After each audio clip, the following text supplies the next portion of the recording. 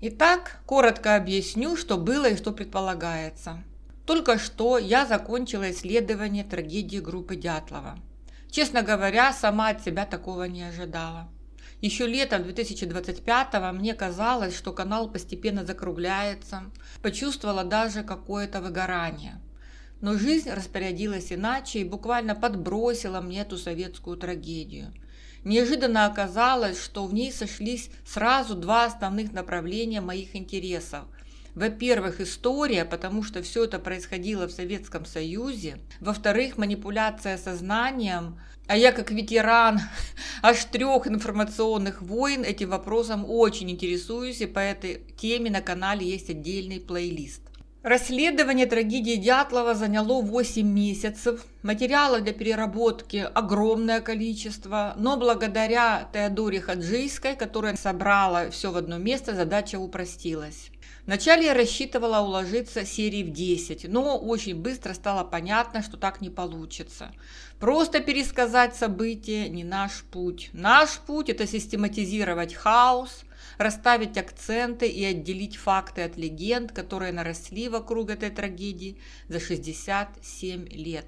То, что просмотров для такой громкой темы оказалось не так много, меня особенно не удивило. В каком-то смысле я этого ожидала, но только по ходу работы поняла настоящую причину. Дело в том, что под громкими заголовками, вроде как «разоблачение», «вся правда раскрыта», «секретные документы наконец опубликованы», зрителю обычно продают очередную брехню, которую они сами и жаждут услышать для подтверждения того, во что уже верят. Правда никому не нужна. В свое время юный Джугашвили тоже тыркался и пытался объяснить народу реалии их бытия, но ему популярно объяснили: и песня твоя чужда нам, и правда твоя не нужна. Чем это закончилось, вы знаете.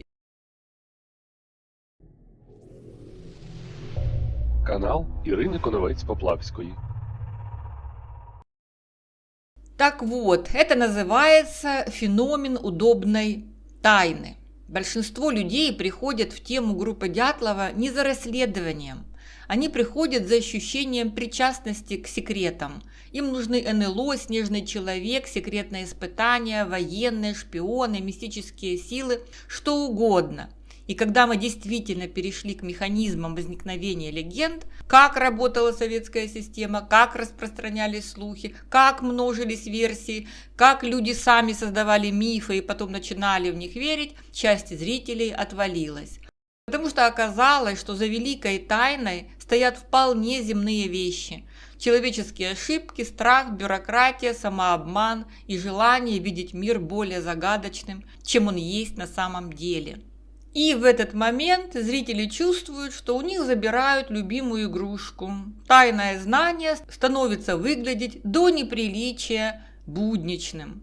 А проза жизни всегда собирает меньше зрителей, чем рассказы про секретные эксперименты. К тому же, если человек много лет верит в какую-то версию событий, то любое доказательство того, что эта версия может быть ошибочной, царапает его нежную душу.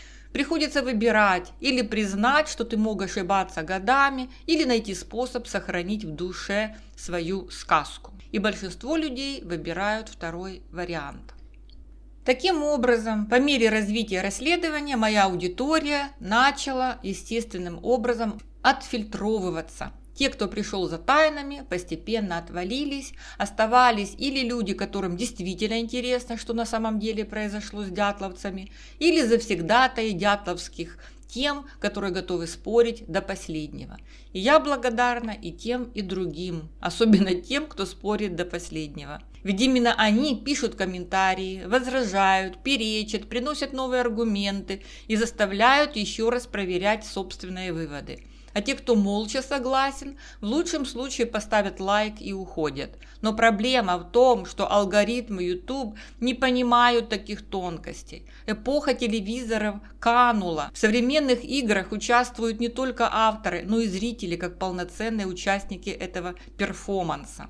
Так что алгоритмам все равно, ищете вы что-то похожее на правду или очередную прекрасную легенду. Видео под названием «Золотарев, начальник секретной лаборатории» лаборатории КГБ всегда будет иметь преимущество перед видеозаголовком «Как в 90-х ошибочно интерпретировали один архивный документ». Потому что первая тема обещает сенсацию, а вторая требует умственного напряжения. И когда случайный зритель понимает, что ему предлагают разбор механизмов появления мифов, он часто сбегает через несколько минут.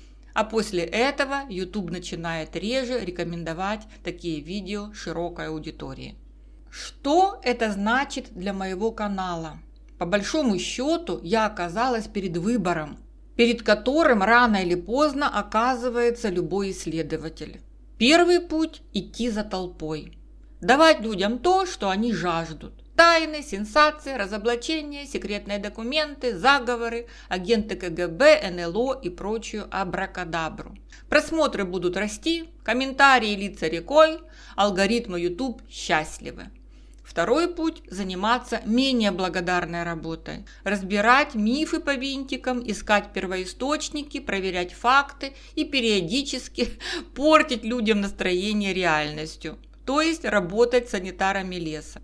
Так, собственно, и устроена индустрия дятловедения, как любой другой рынок. Есть спрос, будет и предложение. Хотят люди очередную сенсацию, найдутся те, кто ее сочинит. Хотят очередное разоблачение века, получат и его. Так работают Хайкин, Майкин, Шайкин и Залкинд. Время от времени втюхивают пеплам официально признанную лавинную версию трагедии Дятлова, используя беспроигрышную формулу. Немного мистики, капля секретности, приправленная «власти скрывают правду», сверху присыпят щепотку мистики, и вот уже миллионы просмотров и тысячи комментариев. Но это не наш путь. Нам остается судьба санитаров леса.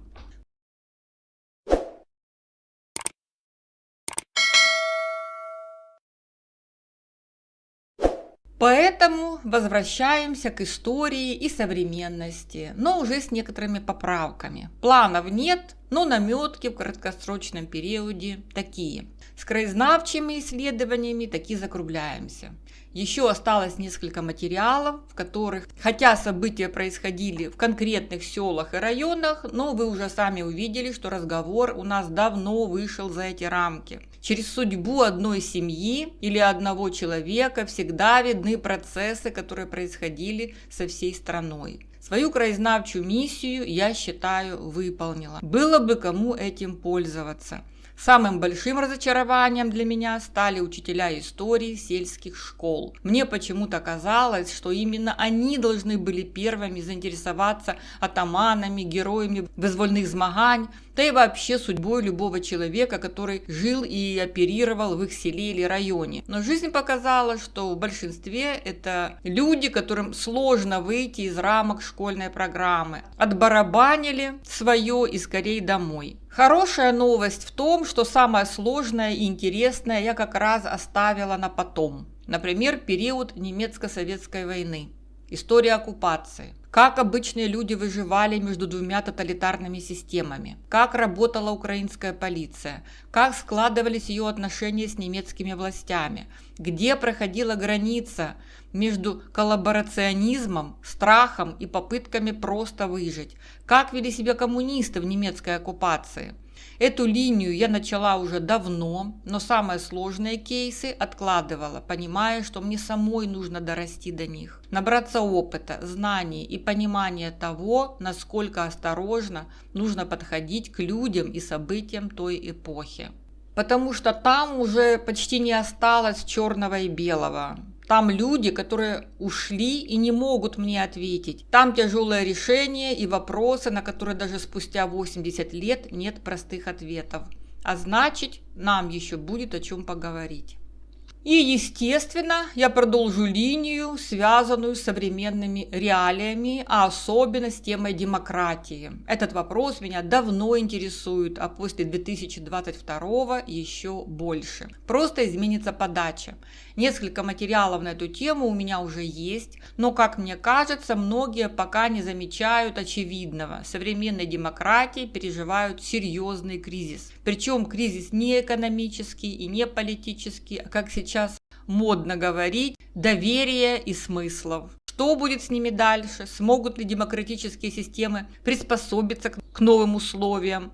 Как на них влияют социальные сети, информационные войны, массовые манипуляции и новые технологии? Мне эти вопросы действительно интересны. Надеюсь, и моей аудитории тоже. Потому что с автократиями и тоталитарными режимами все более-менее понятно. Жителям постсоветских стран не нужно долго объяснять, как они устроены и что в них творится. Если не верите мне, изучите биографии собственных родителей, дедов и прадедов. История там оказывается гораздо убедительнее любых учебников. А вот с демократиями все намного сложнее. На Западе много говорят о правах человека, демократических ценностях, при этом они постоянно ошибаются, подставляют, принимают странные решения и на современном этапе своего развития выглядят крайне беспомощными.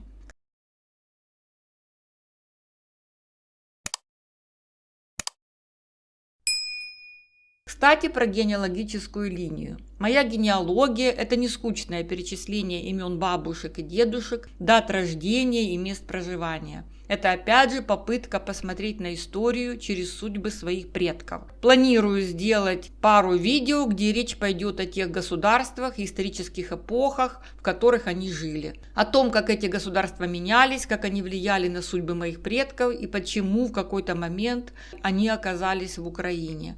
Потому что почти всегда за сухой фразой «переехали», «оказались», «остались» стоит большая история, войны, границы, репрессии, экономические кризисы или просто необходимость выживать.